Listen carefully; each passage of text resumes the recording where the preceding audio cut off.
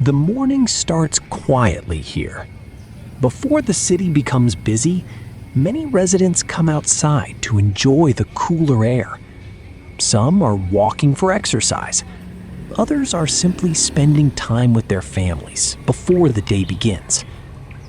One thing I enjoy about living in this apartment complex is that there is always life around me, even early in the morning.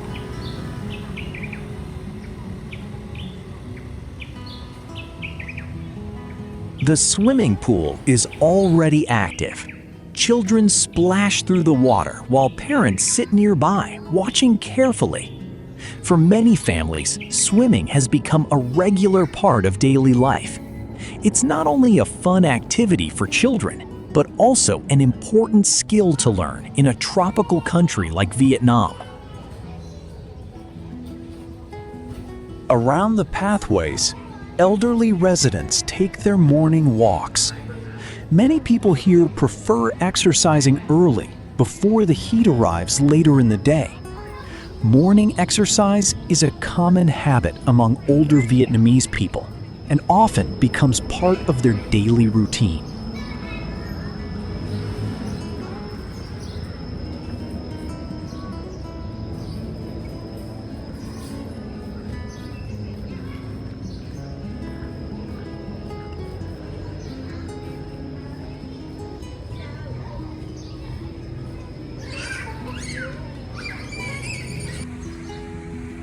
Nearby coffee shops are beginning to fill up. Coffee culture is deeply rooted in Vietnam. For many people, the day doesn't truly begin until they've had their first cup of coffee. Some come here to meet friends. Others bring a laptop and work remotely for a few hours. Just a few minutes outside the apartment, the atmosphere changes completely. The streets become busier. Small businesses are opening for the day, and street vendors are already at work. One thing I still find interesting is the variety of items sold by street vendors. This bicycle carries eyeglasses, lighters, nail clippers, and other small household items.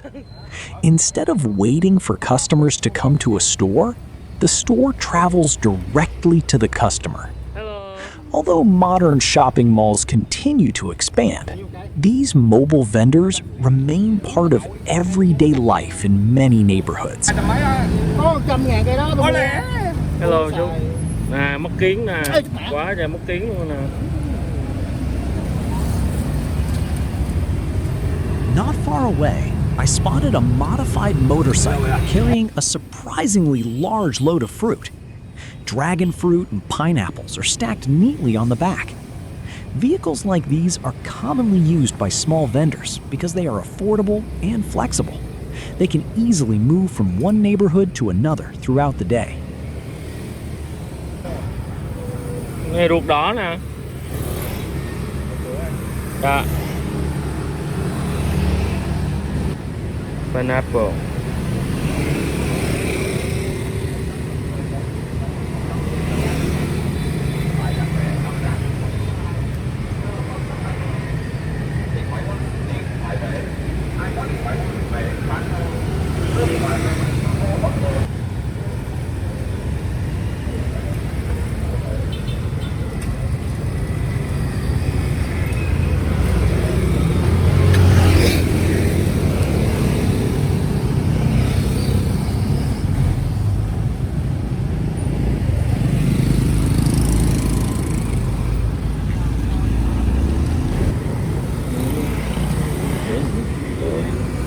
Dạ không? Dạ. Mua cho cái gì? Hả? Mua cho cái gì? Dạ. Mua cho cái gì? Nhìn thấy giống Tùng Thấu không? À, giống người Hàn Quốc quá. giống Tùng Thấu không? À.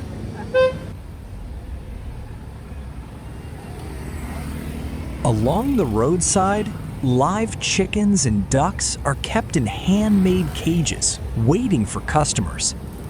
While supermarkets have become increasingly popular, many people still prefer buying directly from small local vendors.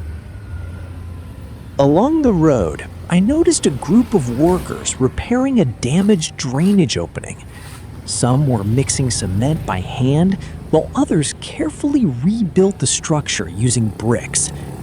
It's the kind of work most people pass by without paying much attention to. But small repairs like these help keep public infrastructure functioning properly and prevent larger problems in the future.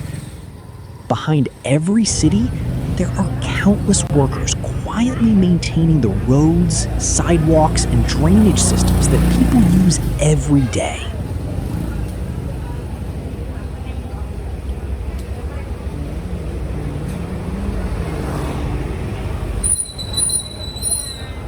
Seeing people like this always makes me pause for a moment. We often rush through our day without noticing the many individuals working around us.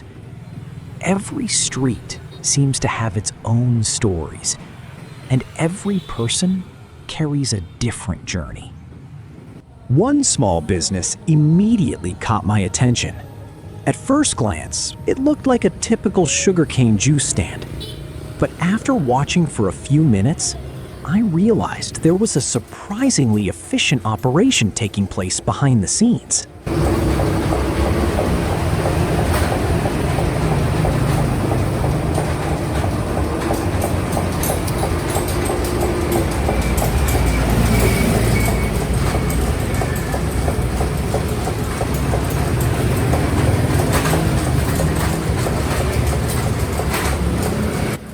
The shop is run by two women in their 70s. Despite their age, they continue working every day. Each person has a specific role, almost like a small production line. This entire glass costs just 10,000 Vietnamese dong, roughly 40 US cents. For less than half a dollar, you get a freshly made 500 milliliter drink prepared from real sugarcane. It's one of the reasons sugarcane juice remains so popular across Vietnam, especially during the hotter months of the year. Ông già mà làm việc gì người ta mới thích chứ. 10k một ly, 10k tức là nó 0,3 đô à. Này cô có nuôi một bầy gà nè, gà này là gì cô? Cái này là gà gì vậy? Hơ mông hả? Bầy gà hơ mông. Này cô nè, cô chủ quán nước mía nè. What fascinated me most was this homemade sugarcane peeling machine. Built using gears, rotating shafts, and cutting blades, the machine automatically removes the outer layer of the sugarcane. It's a simple design, but highly effective. Watching it work is strangely satisfying.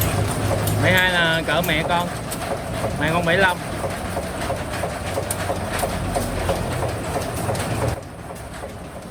First, the sugarcane stalk is fed into the machine. Once peeled, it is collected and cut into smaller sections. Some of it is immediately used for juice. The rest is sold to other sugarcane vendors in the area.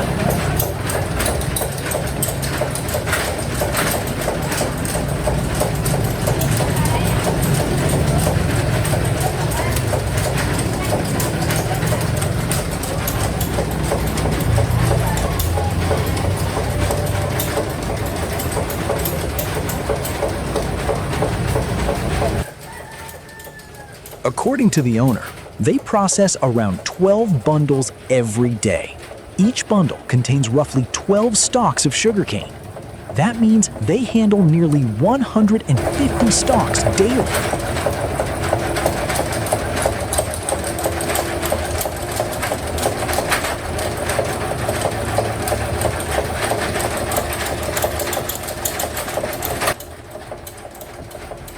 All of that work eventually becomes a simple cup of sugarcane juice. A large glass costs only around 10,000 Vietnamese dong. On hot days, it remains one of the most popular drinks in the country.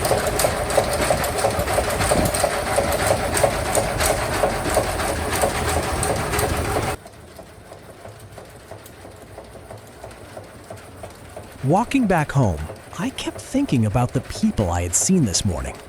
The parents watching their children swim, the street vendors already working before noon, and the 2 women processing hundreds of sugarcane stalks every day. Sometimes the most interesting stories aren't found in famous tourist attractions. They're found in ordinary neighborhoods, hidden in everyday routines.